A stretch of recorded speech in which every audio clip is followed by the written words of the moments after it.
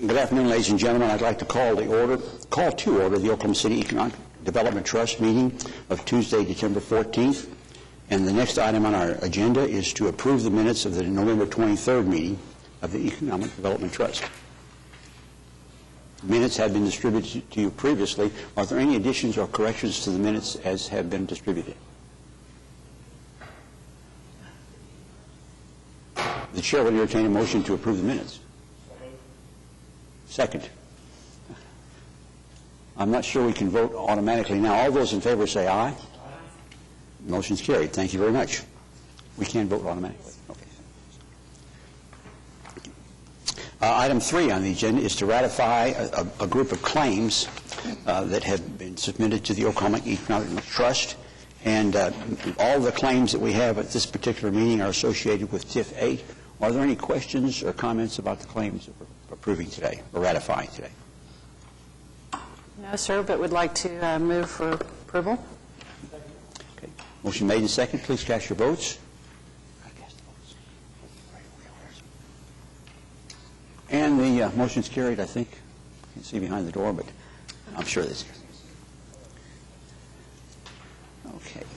Item 4 are items for individual consideration, and we have a group of items here that are associated with the projects downtown, Project 180 and the Myriad Gardens. Kathy, would you like to say anything before we get started here? Not really. I mean, we have Laura Story here who can explain any of these change orders if you have any questions about them.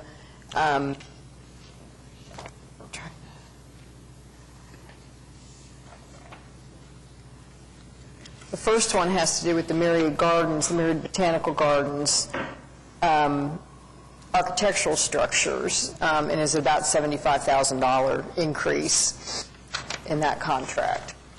The screen is coming down behind us. Does that indicate that we're going to have a presentation? Am I doing it now, or am I just answering questions? Is there a question? Laura, if that doesn't fit your schedule, Laura, just feel free to do whatever you'd like to do. The first item is item A, change order number 1 on a Myriad Gardens renovation project having to do with architectural structures package, an increase of $74,378.65, and it will be funded by TIF. Are there any questions or comments on this particular project? We have the expert here. The chair will entertain a motion for approval. Move it. Motion made and seconded. Any further discussion? Please cast your votes. And the issue carries. Thank you very much. Item B, change order number 1 and amendment number 1 to the Myriad Botanical Gardens renovation site improvement, an increase of $537,784.72, again, a TIF expenditure. Are there comments or questions about this particular project? This is a fairly substantial change order.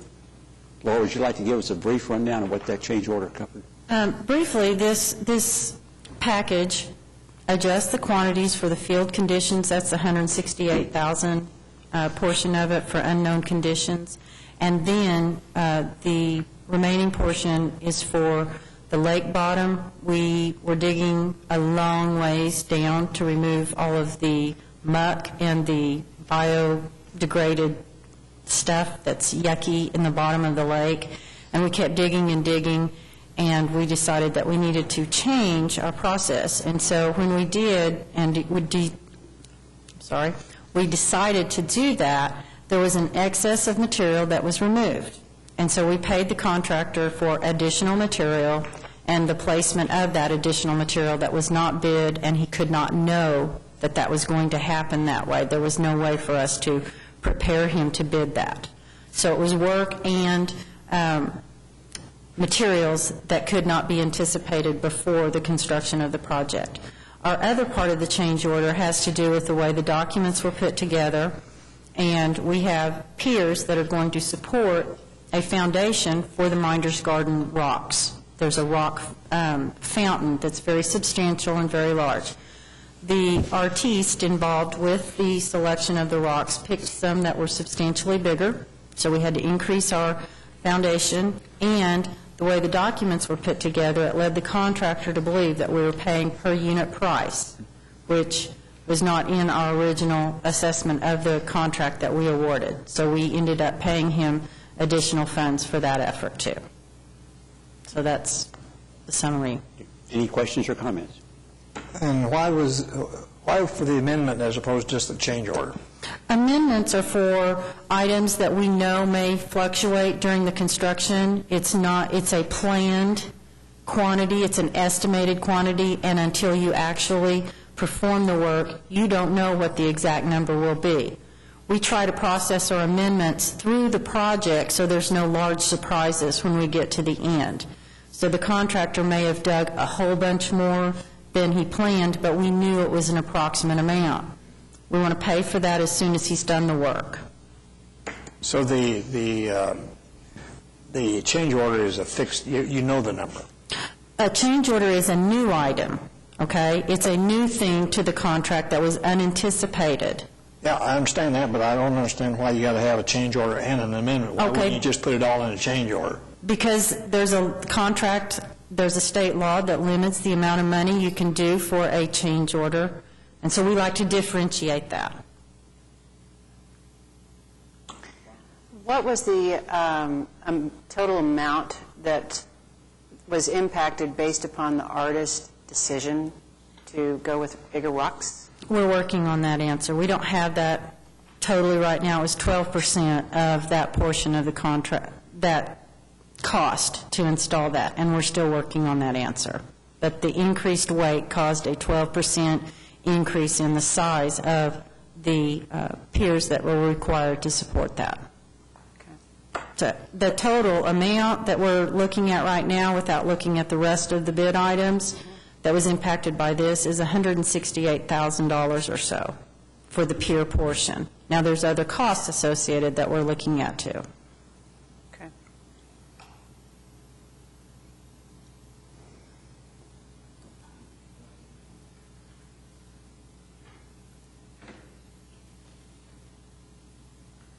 The chair moves approval. Second. Any further discussion? Please cast your votes. And the issue is approved. Thank you very much. Item C is a change order number 1 for the Myriad Gardens renovation project, architectural structures, package 2, an increase of $12,376.49. Comments or questions from the trustees? Is there one site manager or general contractor that's overseeing the entire Myriad Gardens? No. We have 2 contractors working on 4 different packages. Flinkco is over the site, which has to do with the site improvements of the walls, the hardscape, and the plantings. The buildings have all been awarded to Lippert Construction, and so those 2 guys work on top of each other sometimes and next to each other sometimes. So we have 2 contractors using the same small space. So you don't have a conflict between we have lots of conflicts, but we have lots of meetings, and we meet twice a week with that construction project to, there's one focus on status, and then there's another one that focuses on solving those conflicts. And we have different participants, but there's a lot of communication, and the city intermediates between the 2 to make sure that we're still headed in the right. You don't have a total project manager. So that's us. That's kind of me. Okay, thank you. Do you anticipate any more substantial change orders for structural integrity? For structural integrity? Mm-hmm. I mean, a lot of the things were discovered as the process was explored and understand, but what is permissible on percentage of change order increases on a project? I mean, we have a 10% amount that we can go up to because this is such a large contract. Okay. So that would be $2.2 million for the site, and then another million on the buildings, plus or minus. We do have some more change orders coming, and I don't think you'll see any as substantial at one whack, but we are compiling that list so that we make sure that we've informed people ahead of time. We've given everybody an opportunity to find the least expensive way. Most of the change orders that we're having have to do with we didn't know what was below grade, and it's just something you can't do except try to work and find the least expensive way to solve it. Absolutely. Understand. Okay. Thank you. Mr. Chairman? Laura, help me out on this then. Based on what Wanda just said, 10% of the original bid package is the ceiling of what can be done? Of what can be changed. Changed. The sky's the limit on what could be done on amendments. So there is no fixed amount of money that we could sit here today and say, this project is going to cost X and no more than X? We are at where it's going to cost, and we are negotiating strongly to remove items to stay within budget if it exceeds the amount of money that we have available with the Public Spaces Contingency Fund. Okay? There is a limit on this project that we can spend. I mean, there is a ceiling to how much we will spend on this. So you just can't keep spending and No, spending? no, there's a That's the huge... impression I got earlier. Was No, this project, to be halfway done, and most of our underground work, we have a 1.63% change order. The project managers and myself are feeling like we're skating on thin ice, but that's really a tight margin for the type of project and the speed that these plans were put together with. We feel good about that. The contractor is trying his darndest to find creative and inexpensive solutions to solve these unknown conditions. So we're working very hard to keep... We have a lot more to build, and anything we take out of the budget for this project detracts from the rest of the project, and we're very mindful of that, and we're working to hopefully put back more money when we come to you with the final acceptance. It comes back, and we end up with, wow, our amendment and our change orders give us back money. But right now, it's the taking time for the process. So, okay. Any other question? We're on item C. And Laura, it says this deals with construction requirements and adds geothermal system, ADA signage, audio system items to the project scope. And the $12,000 that we're looking to addition, that's strictly for the engineering fee, architectural fee? Mm-hmm. That doesn't cover any construction costs? That is construction cost. It's just a minor construction change order because we had how the tubing got to the lights on our band shell, or some of our ADA compliant issues.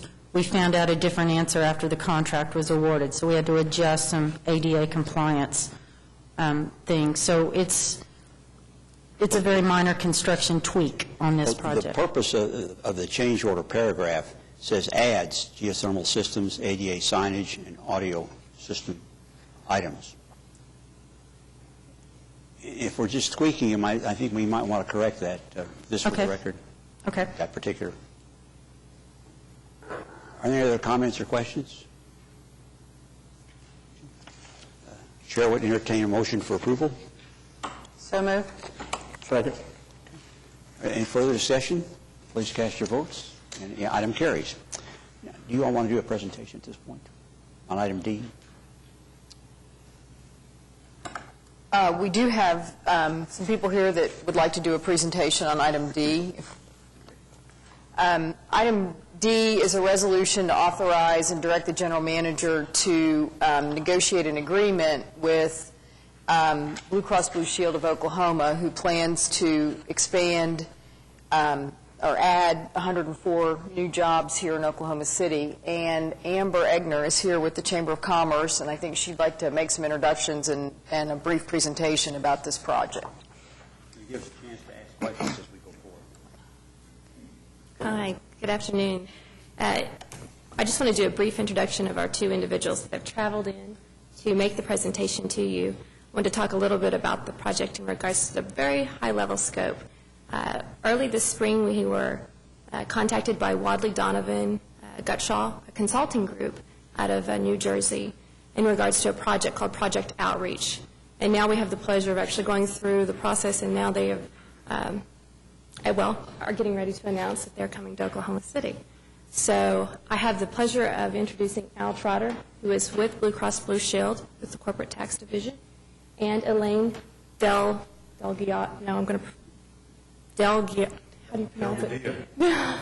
Delgadillo, apologize, And she is actually with the consulting firm. This is the first time that we've actually had a consultant come in for this presentation, so they'll be able to give you the full scope of how the decision was made and a little bit about the company itself.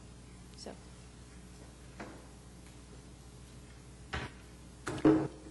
There we go. Is Amber? Can you see this? Yeah, it's on their monitors. Yeah. As Amber said, my name is Al Trotter, and I'm with Blue Cross and Blue Shield. And it's my pleasure to be here with you today and to say how much Blue Cross is appreciative of the opportunity to partner with the City of Oklahoma City. I work out of the Richardson office in Texas, but I have manager friends here in Oklahoma City, and I can tell you that they are very proud of this community and also very proud of the neighboring university's college football team, which stomped my football team this year. So, but it's an opportunity that they look forward to in terms of growing inside this city. You are most likely very aware of who Blue Cross and Blue Shield is. Blue Cross and Blue Shield of Oklahoma has been serving members of this community for over 70 years. What you might not be as aware of is in 2005, Blue Cross and Blue Shield of Oklahoma was merged into an entity known as Healthcare Service Corporation, which is headquartered in Chicago, Illinois. And Healthcare Service Corporation operates in 4 states, Illinois, Oklahoma, Texas, and New Mexico, and does business as Blue Cross and Blue Shield organizations in each of those states. We have over 17,000 employees, and we have over 13 million members that we serve. But in response to the Health Care Reform Act that was passed earlier this year, we have strategically decided to expand aggressively our individual market. Most of the policyholders that we have are group policyholders who are insured through employers, but we would like to insure more people as direct individual policies, and as a result, we need to expand the marketing efforts to do that, and we would like to do that here in Oklahoma City. So we employed the services of Wadley, Donovan, and Gutshaw to do a site selection for us, and I'm going to defer now to Elaine, who was integrally involved in that selection, to tell you more about Project Outreach. Thank you.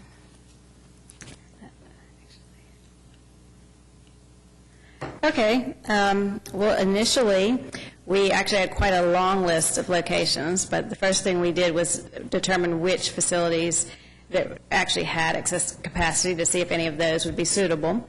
There were 10 to start with. It was pretty easy to whittle that down to 6. So we started out with 6 sites that all had excess capacity. That included 4 different states.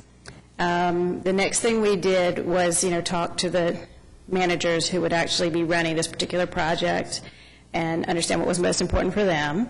In this case, there was no question that the availability of qualified labor was the #1 issue.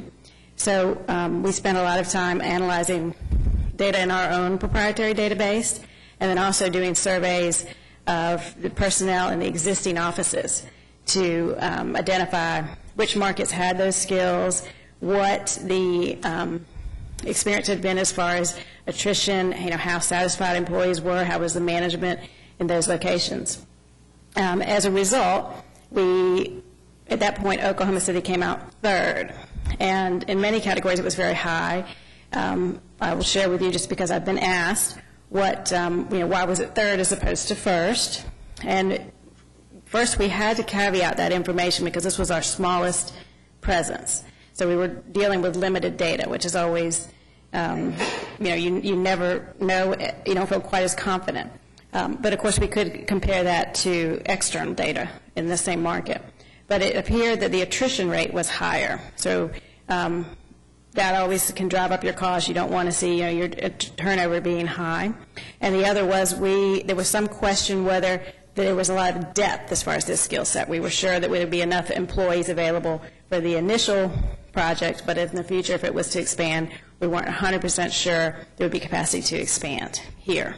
So obviously, as we go forward, you'll see some interest in working with the community colleges, that kind of thing, to make sure there's an ongoing supply of individuals for this type of position. So then the third set of analysis really was to overlay the labor analysis with financial metrics. And in that case, again, it was, you were out in the middle, you were actually fourth.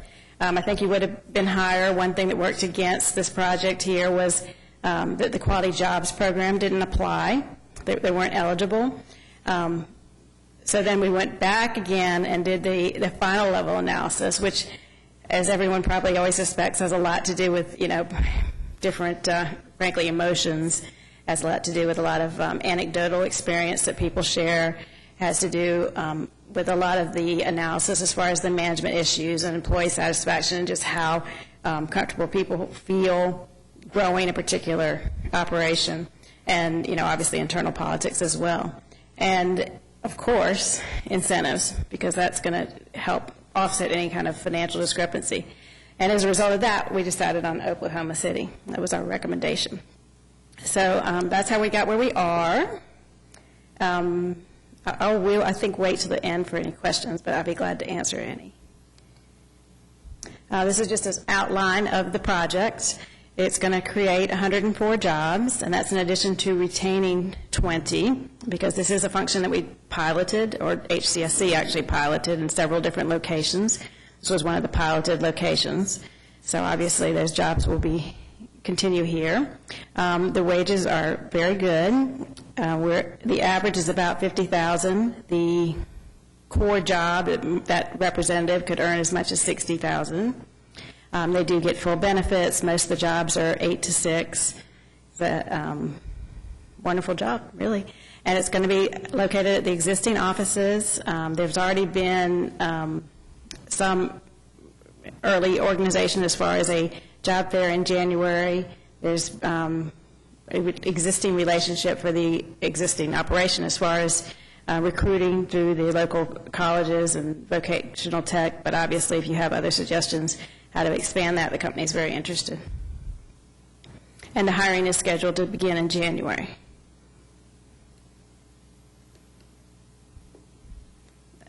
Obviously, there's going to be management and other support functions, but the core job is a sales representative. These are inbound. They're primarily going to be responding to inbound calls. These are going to be people either who have made a telephone inquiry or an internet inquiry. They've somehow inquired about the service. It is a relatively sophisticated call center function. It's more sales-oriented than customer service. The primary skill set really is experience with sales.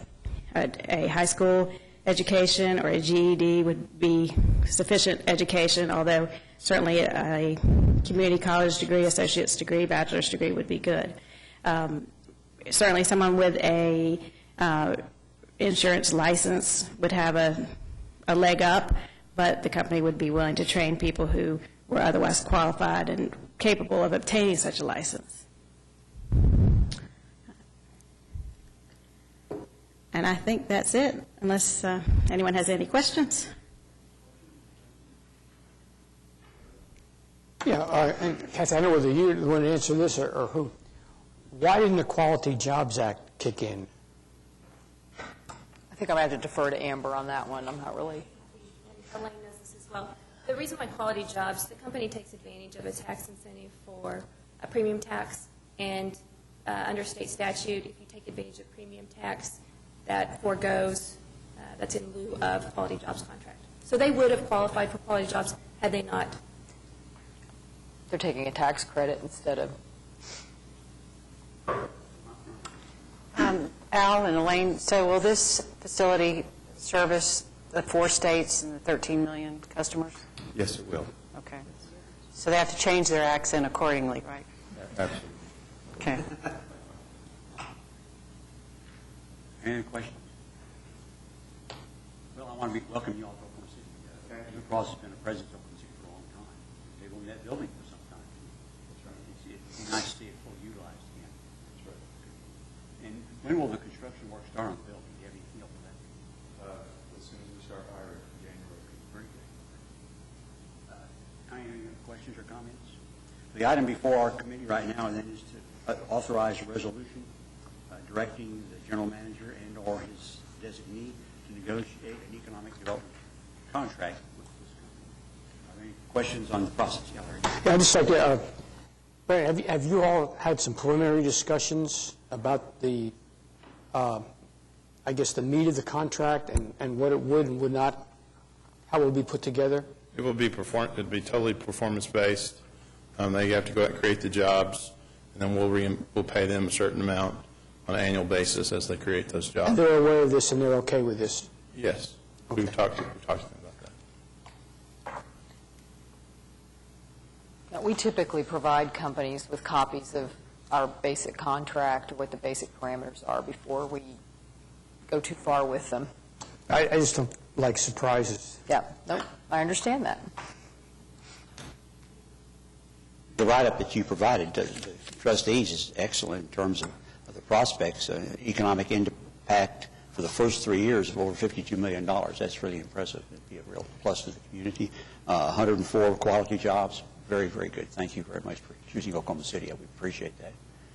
Are there any questions on the resolution authorizing the negotiation? Chair would entertain a motion for approval. So moved. Second. We have a motion made and second. Please cast your votes, and the resolution is approved. Thank you very much for your presentation. The next item on our agenda is comments from the staff, trustees, and citizens. And Laura, I think we're going to use this opportunity. Oh, Brent, I'm sorry. Yes, sir. We wanted to go over today and just go over 3 big projects that we've been working on today over the past 6 months: the Outlet Mall, the Paycom project, and Laura will give you a presentation just on all the some nice pictures of what's really going on behind those partitions along the streets out there. Now, the first project is the Outlet Mall project. If you'll recall, back in June, this body approved a modified agreement with them, and they started construction. To date, I wanted to show you some pictures. Oops. You got it? Just received these pictures last week. The walls are coming up out there. I talked to Mr. Rumps this morning, and they're around 85% now on occupancies. They're still working. They visited a trade show last week in New York City, and he said they anticipate getting even more leases after that. Here are just some more. There are a total of 8 buildings that are under construction right now. Their master plan calls for 10. But they have the 8 under construction. They have the pads built on for all 8, and walls are going up, and in the near future, the ceilings will be put up. Here's just some more drawing or some more pictures of what's going on out there in building number 8. And then here's some more. The next project I wanted to talk to you about is back in... Excuse me, may I ask a question on this particular project? Early on in the discussions, there was some mention of some ancillary buildings, restaurants and motels and the like. Has there been any activity in that area? I'm not aware of any activity on that at this time. Here's the Paycom facility. We entered into an agreement with them back in March of this year. They're going to hire 490-some jobs. This will be their headquarters, and this is a 90,000 square foot facility in which that has a full basement. If you'll recall, Paycom is a payroll processing type firm, so they're very cognizant of where they keep their servers and all that stuff, and so they have a full basement. They told me today that they're also going to build, ancillary to this, is a gymnasium to it, so to provide those additional benefits to their staff. Here's just another picture of the from Memorial. If you'll recall, this is out by Memorial and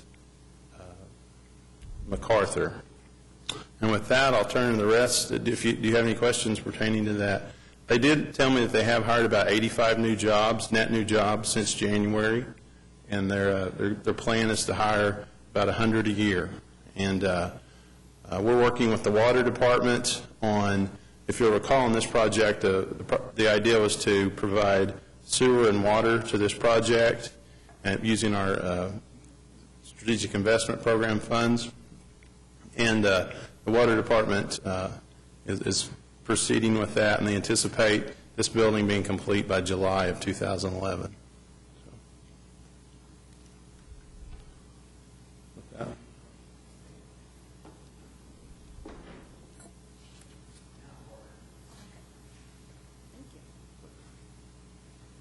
All right.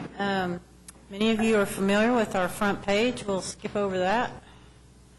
I'm going to go over a few things that we found in the field that are examples of unanticipated activities and unanticipated obstacles.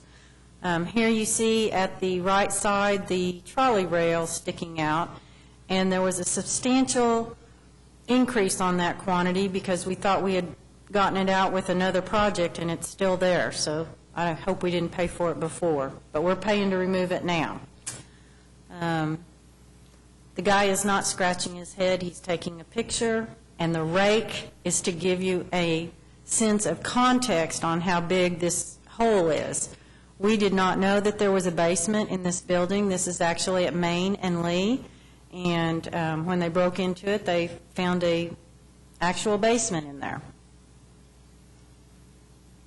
Here's an abandoned basement. The difference is that they filled it in, and we just know from the structural walls and the bricking and the things that are below grade that they actually went in there and tried to close up the basement and fill it up so that it was structurally a lot more solid than the vacant area or the abandoned area that you saw previous. Here we see the Myriad Gardens. It's really taking shape. We have finished products going in. As soon as we pour the walls and they're ready, we start planting the plants. This picture is actually about 2 weeks old, so we've even gotten more done in the last 2 weeks. The work that starts on the project is a lot more tedious. It's underground. It's not as gratifying to see the progress on that. You will start to see a lot of gratifying pictures if you see anything from an elevated view. It's really going to start filling in over the next few months. This is also where Lippert and Flint Co. are on top of each other, and, you know, Lippert has to build a building and Flint Co. still has to put the stuff under the ground, so we trip over each other a lot. The formwork is showing the pedestrian pathway, and adjacent to that on the right is the waterfall stairs, and that's a living botanical pool that will end up being there. That's the west side of the new lake bottom. Here's another graphic of the lake bottom. We have to excavate some, of course, but there's a dewatering pipe you can see there, and they're just moving right along on the bottom of the lake. You also see the excavation and the new pier walls for the trail or the pathway that goes in front of or north of the water stage. Before, you couldn't walk all the way around the perimeter of the bottom near the lake. Now you will be able to. Here's some more planting. You're looking actually west, and this is on the south side of the lake, and it is north of the children's area, the future children's area. It's the slope of the lake over there. Here's another perspective. We're on the east side over by the Cox Center, on the north side by the Colcord, and you see the Minder's Garden formwork.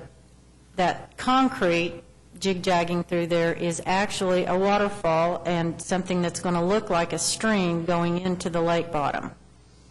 And it connects from the lake bottom up to the northeast corner where we have this large rock fountain that's going to be very, very pretty.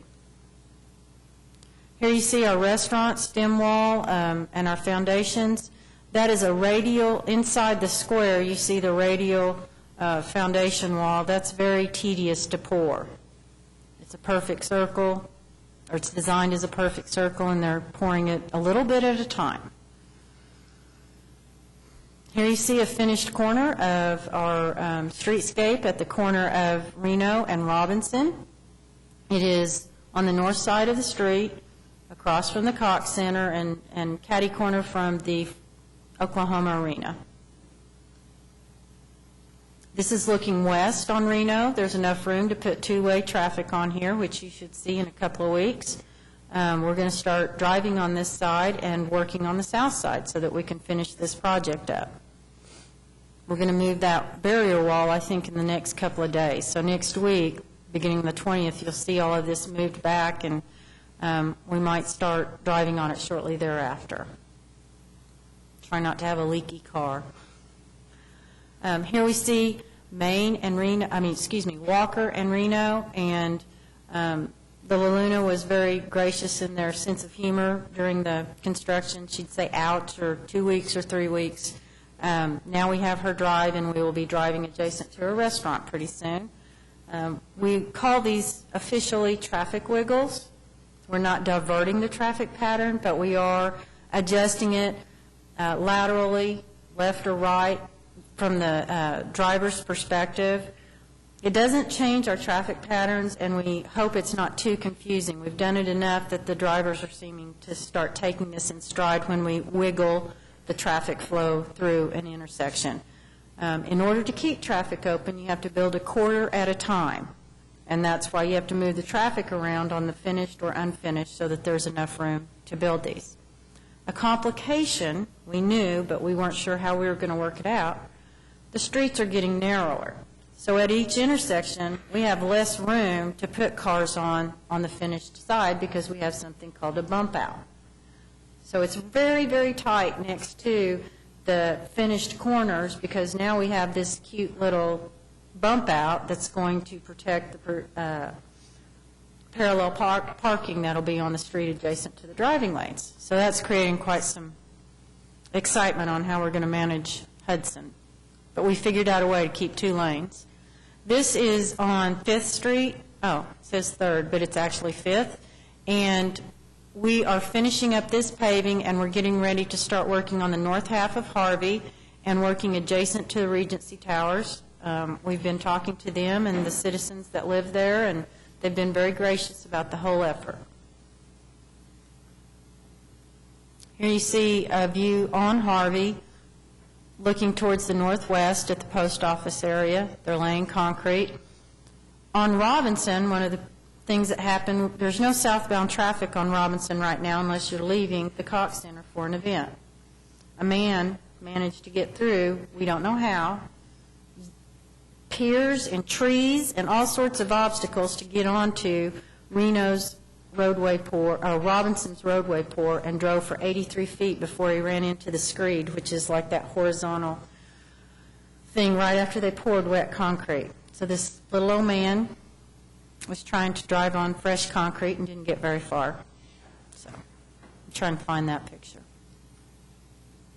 Here we see Walker looking north, and this is adjacent to the McAlpine Center, and you see us putting in some junction boxes and trenches that are necessary for the storm sewer and the various utilities in the area. Sherwood, everybody seems to be extremely impressed with our contractors and their progress and their agreeable nature. The utilities are working with us very nicely to help keep this moving along. Here we see another very interesting picture for civil engineers, junction boxes and pipe. We had to use elliptical pipe because of the clearance of the roadways. That's kind of a squashed around pipe. And contractors are doing a real good job putting these underground items in and moving on down the road. Here you see Main Street looking west. The drives are functioning real well. We have the contractor pump out any water that may be standing after a rain because there's no drainage for this at this time. I'm glad we're in a drought. It's helping us with our construction. If we can keep the temperature up and the less rain in the area, that's just going to do nothing but help us with our construction. The higher the temperature in February, the better, because concrete can't be poured at a certain temperature, so we want it to be hot and dry, as it can be in February. And if you have any questions, I'll be happy to answer them. Questions, Frank? Yes, sir. What's the water table? Oh, I thought the bottom was at the water table. I'm sorry? Where's the water table? Right now, the water table is being pumped down in... Okay, so You're not imagining things. We are thought we had- pumping, that's why you saw that pipe through the Lake area. It has to be So the bottom of the dewatered. lake is below water table. That's what I Yes, sir. called years Yes. ago. I don't know the elevation, but it'll be filled up as soon as we turn that pipe off. Have you found any bodies in these basements that have been sealed up? Nope. Okay. I haven't, they won't tell me if they do, I don't want to know. But we haven't. Are there any other questions? Well, is your estimate for the Myriad Gardens still that it'll be available for the Arts Festival this spring? Absolutely. These contractors are going to get this done. We are bound and determined. I've never seen a bunch of contractors be more challenged and more engaged to get something done. And that's another reason we coordinate with Lippert and Flint Co. to make sure that we can help them keep their priorities in order without hurting each other. There's a lot of pressure to get this all done, and they are working very hard and very diligently to stay on schedule. On the east side, we may have some fenced areas if we have to sacrifice the completion of something. We know that the restaurant won't be ready for operation. We've known that all along. But if there is something we have to sacrifice, it will be on the eastern side of the gardens. And we've already discussed that as our recovery plan in the event something happens. But we're still on task. Good, thank you. Any other questions, comments? Yeah, Frank? Just curious, how many contractors in total do you have in all of the 180 projects? I cannot count the number with the subs, but we have 5 distinct contracts that are active, 6 actually. The reglazing project is still active, and that's not counting Holder Flint Co. So it's a very small space to put that many construction vehicles in. Comments or questions? Laura, thank you very much. We You're appreciate welcome. it. And good luck. Thank you. Any other comments from the trustees? From the staff? From the public? Hearing none, we are adjourned. Thank you very much.